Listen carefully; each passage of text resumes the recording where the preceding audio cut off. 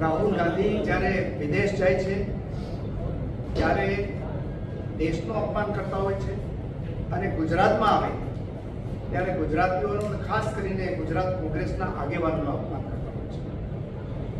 રાહુલ ગાંધી પાસે હું છેલ્લા 12 વર્ષથી સાંભળતો આવ્યો છું કે જ્યારે પણ કોંગ્રેસની મિટિંગમાં આવે ત્યારે તેઓ એવી વાત કરતા હોય છે કે ગુજરાત કોંગ્રેસમાં બે પ્રકારના ઘોડાઓ છે, એક રેસનો ઘોડો અને બીજા વરઘોડાના.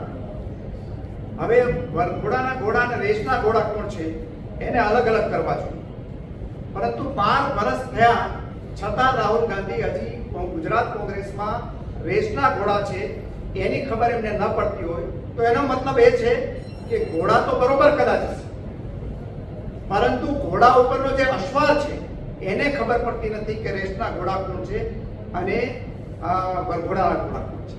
એ ઉપરાંત એને એવું કહ્યું કે ગુજરાત કોંગ્રેસમાંથી 40 થી 50 આગેવાનો ગદ્દારો છે એને કાઢી મૂકવા છે. આ વાત પણ તમે લગભગ 12 વર્ષથી એમની પાસેથી સાંભળું છું, હજી સુધી આઈડેન્ટિફાઈ કરી શક્યા નથી.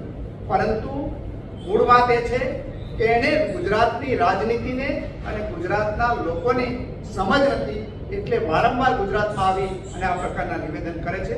ખરેખર તો એને આત્મખોદ કરવી જોઈએ કે એમના પછી રાહુલ ગાંધી આવ્યા પછી ગુજરાત કોંગ્રેસ નહીં, આખા દેશની કોંગ્રેસ વિરોધ પક્ષને લાયક પણ નહોતી રહેવા દીધી, એટલી હદ સુધી તળિયે પહોંચી ગઈ છે. અને હજી પણ આ પ્રકારની ભાષા એ ચાલુ રાખશે તો ગુજરાત કોંગ્રેસની પનોતી આના કરતાં વધારે આવવાની છે.